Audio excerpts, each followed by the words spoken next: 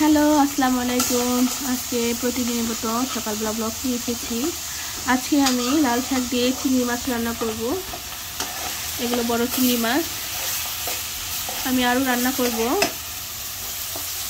রুই মাছ। রুই মাছ দিয়ে আমি সিম, আলু, বেগুন দিয়ে রান্না করব। আমি ভালো করে চিংড়ি মাছটা কষে নিচ্ছি। একটু পর আমি লাল শাক দিয়ে দিব এখানে।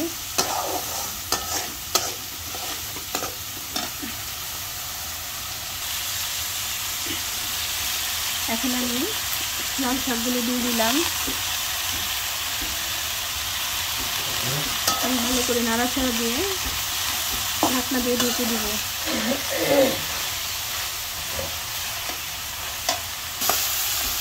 আমি মাছগুলো উল্টিয়ে দিব।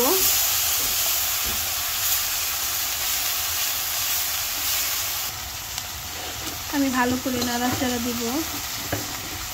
শাকগুলো একটু ভরে গেছে পাতিলায়, এই জন্য আমি ভালো করে নাড়তে পারতেছি না। একটু পর কমিয়ে যাবে, তখন আমি ভালো করে নাড়া দেব।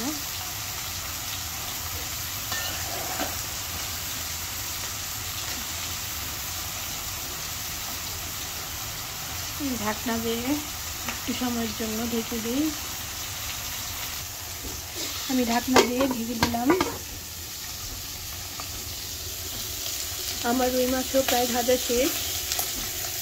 আমি নামিয়ে ফেলবো একটু পর। আমি আবারও ঢাকনাটা উঁচু করে দিয়ে একটু নাড়াচাড়া দিব।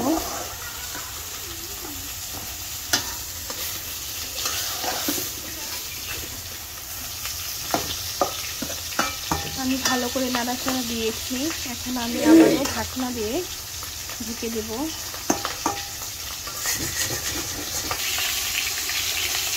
এবং আমি মাথাটা একটু ভেজে নেব ভালো করে। এর জন্য আমি একটাই ভাজতেছি। এটা মাছের মাথাটা অনেক বড়, একটু ভালো করে ভাজতে হবে। আমার সবজি কাটা রেডি হয়েছে। আমি একটু পর রান্না করব। মাছের মাথাটা প্রায় আমার ভাজা শেষ। একটু পরে এটা আমি নামিয়ে ফেলবো।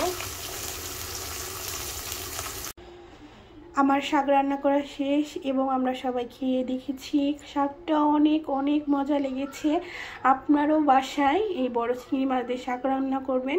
এটা শাক হচ্ছে আমার কাকা আমাদেরকে দিয়েছে। এটা আমার কাকা বুনেছে লাল শাক। অনেক মজা হয়েছে। আপনারা বাসায় এভাবে বড় চিংড়ি দিয়ে রান্না করে খাবেন। দেখেন, আমার রুই মাছের তরকারি রান্না করা শেষ। রুই মাছের তরকারি অনেক টেস্ট হয়েছে। আর আমি পাতাকপি ভাজি করেছি। এটা চিংড়ি মাছ দেয়নি, এমনিতেই রান্না করেছি। আজকে এই পর্যন্তই। আবার নতুন করে ভিডিও নিয়ে আসবো সকালে কি রান্না করি। আসসালামু আলাইকুম, ধন্যবাদ সবাইকে।